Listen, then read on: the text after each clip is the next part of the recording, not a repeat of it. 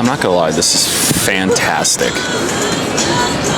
This is really awesome. I like coming here early. I feel like this is the only time I've been able to talk about the Jannik Sinner situation, and I apologize for everything going on in the background. That's what happens when you're trying to film a video on the busiest campus in the entire city of New York. But yeah, Jannik Sinner got caught doping twice.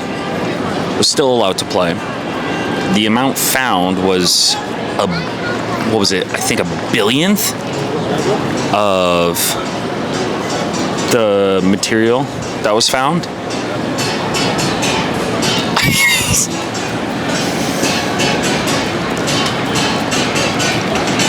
There's a lot to unpack from this situation, but obviously, we want to bring you guys our opinion. But in our opinion, with all of this happening, is the fact that this happened to Sinner, and from an image priority, the top 1 or 2 people that the ATP need to kind of make sure doesn't get hurt, their image doesn't get hurt.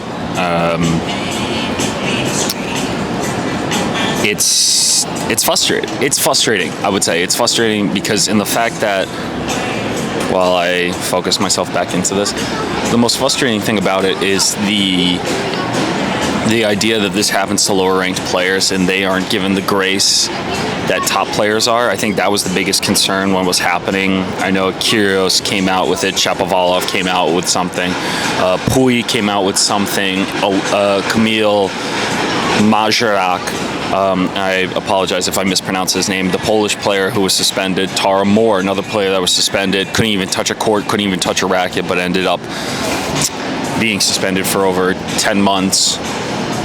And the situation wasn't handled, but they had to do it. The whole Halep situation that happened, another big scandal with a top player, and nothing really happened up until then. But it's confusing, I guess, in the consistency basis upon it with what's happening and how it's being happened. And I apologize. I don't understand why. You just can't. I have to lean forward like this.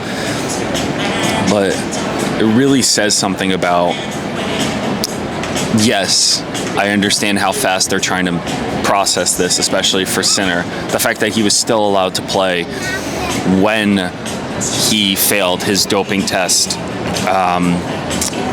But saying that it was applied through their physio is an interesting take, or I would say excuse. But the drug that was found in Sinner's system, to give you guys some context, is one that has not been banned in the country of Italy. I want to make that apparent.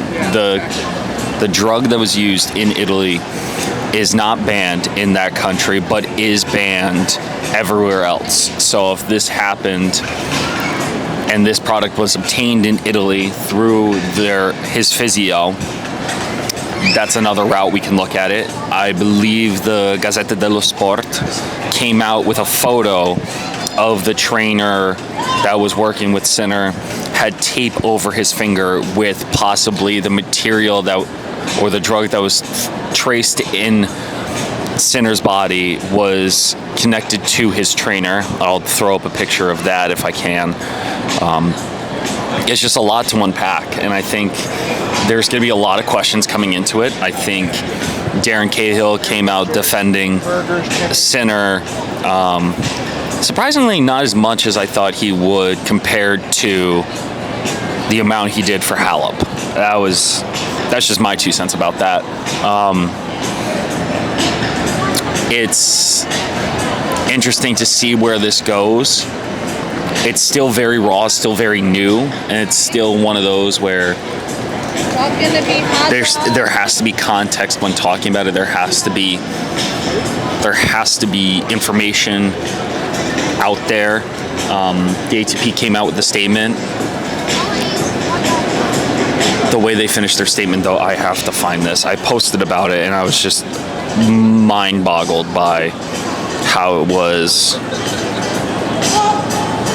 It finishes with integrity is paramount in our sport.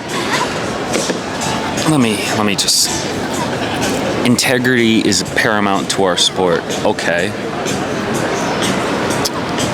I could go on a tangent right now, but I won't. But I think staying along that statement that the ATP put out, I understand that they're trying to get the integrity part of it involved. And yes, they are trying to protect the integrity of the ATP Tour. But if we talk about integrity, we also have to talk about consistency. What about the consistency for the lower ranked players that are banned, that can't survive on all of the money from sponsors, that need to play tournament to tournament and are banned for 10 to 19 months, who can't do anything or are basically trying to figure out how they're going to make their next paycheck if they can't play a lower ranked tournament that's going to help them go from that tournament to the next tournament? How is that consistent? And the integrity of being fair is, if we really want to go down the route of integrity, if we look at the Zverev situation again, where's that integrity? Where's trying to protect the integrity of you, or the integrity of the players, integrity of the tour, Sinner, the coaches? Who are you? Where's the integrity? Where are we trying to keep the integrity? A lot more information is going to come out later on this week. Information's coming out as I'm speaking, probably. Information is probably going to be told during the US Open press conferences, during Media Day. That's this Friday on the grounds. It's going to be a really wild situation. We can't wait to see what happens.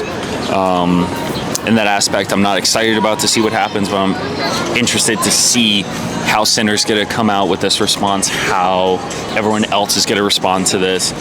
A lot of backlash is already out there. A lot of memes are coming out with it, but I don't know. It's